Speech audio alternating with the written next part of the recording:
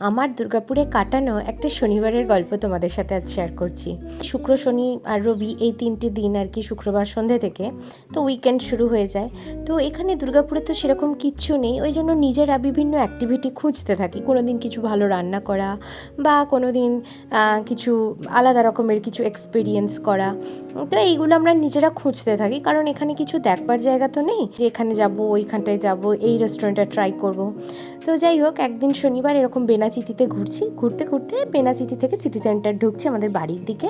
তো গান্ধী ময়দানে দেখছি এরকম সার্কাস বসেছে। আর দেরি না করে ঢুকে পড়লাম সার্কাস দেখতে।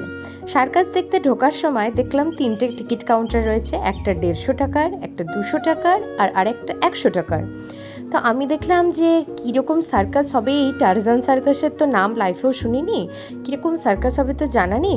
100 টাকারটাই কাটি, যা দেখতে পাবো পাবো, না পাবো না পাবো। এবার বলছে 2 ঘন্টার সার্কাস হবে, 2 ঘন্টা বসে থাকাটা মানে এই গরমের মধ্যে ভেতরে ফ্যান নেই, কিছু নেই, পারবও না বসে থাকতে। তো সেজন্য 100 টাকার টিকিট করে দুজনে ঢুকেছি। ঢুকে দেখি বেশ ভালোই লাগছে। 7টা থেকে মানে রাত্রিবেলা শোটা শুরু হয়েছিল, 7টা থেকে 9টা পর্যন্ত 2 ঘন্টা এক গাদা খেলা দেখেছি। কত রকমের যে খেলা দেখেছি সে মানে গুণে শেষ করা যাবে না। আর খুব সুন্দর সুন্দর সার্কাসগুলো, মানে আমরা যে 200 টাকা ঢুকেছি, টাকাটা আমাদের একেবারে নষ্ট হয়নি। খুব ভালো সার্কাস দেখেছি। যারা সামনের দিকে বসেছিল তারা তো ভালো দেখেইছে, আমরাও কিন্তু খারাপ দেখিনি। ইভেন আমাদের ফোনে যেটা দেখছো সেটাই কি খুব খারাপ দেখছো বলো তো?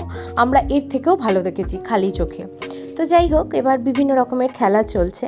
এবার এইটা দেখতে দেখতে আমার বারবার মনে পড়ছিল, আমি কলকাতায় যখন আমার দাদু যখন বেঁচে ছিলেন, আমার স্কুলে পরীক্ষা হয়ে গেলে আমি যেতাম সেই সময়টায়, আর সেই সময়টা একটু শীতকাল থাকতো। তো শীতকালে দাদু আমাদেরকে সার্কাস দেখাতে নিয়ে যেত, সিথির মোড়ের মাঠেই সার্কাসটা হতো। আর অলিম্পাস সার্কাস ছিল ভীষণ সুন্দর সার্কাস, যেখানে হাতি, পাখি, তারপরে তোমার কুকুর, এরা বিভিন্ন রকমের খেলা দেখাতো। এবং মানে ওরা ইন্টেলিজেন্ট মানে ছিল আর কি। বিশেষ করে হাতি তো এমনিতে খুবই ইন্টেলিজেন্ট অ্যানিম্যাল, কিন্তু তার খেলা দেখানো মানে দেখলে তোমরা অবাক হয়ে যাবে। সে প্রণাম করবে, সে মানে বোর্ডে সে কিছু লিখবে, তারপরে সে ব্যাট বল খেলবে, ইভেন পাখিগুলো সাইকেল চালাবে। তো এরকম জন্তু জানোয়ারের খেলাগুলো বেশি ইন্টারেস্টিং হতো। আগুনের মধ্যে দিয়ে কুকুরগুলো ঝাঁপ দেবে।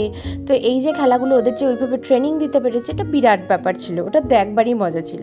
তবে এই টারজান সার্কাসও আমার মতে খারাপ না, মানে বাচ্চাদের নতুন কিছু দেখানোর জন্য, নতুন কিছু এক্সপেরিয়েন্স করানোর জন্য এটা কিন্তু একটা খুব সুন্দর মানে একটা এক্সপেরিয়েন্স হবে, এইটুকুন বলতে পারি।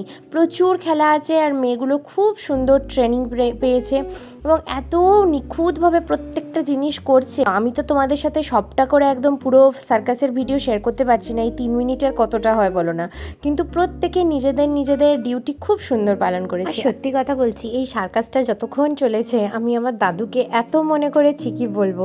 প্রতিটা মুহূর্তে আমার দাদুর কথা মনে হচ্ছিল, যে দাদু থাকলে দাদু আমাকে এই করাতো ওই করাতো। আর সবার শেষে ছিল এই লাস্টের এই যে 2জন মহিলা সাইকেল খেলছে, এটাই ছিল লাস্ট খেলা। তো আমরা 2 ঘন্টা ধরে আমাদের মনে হচ্ছিল যে এবার বোধহয় শেষ হয়ে যাবে, আর বোধহয় কিছু হবে না। তারপরে ওই যে মরণকূপের খেলা ছিল, সব কিছু মিলিয়ে খুব সুন্দর। ভিডিওটা এখানেই শেষ করছি, কেমন লাগলো অবশ্যই জানিও।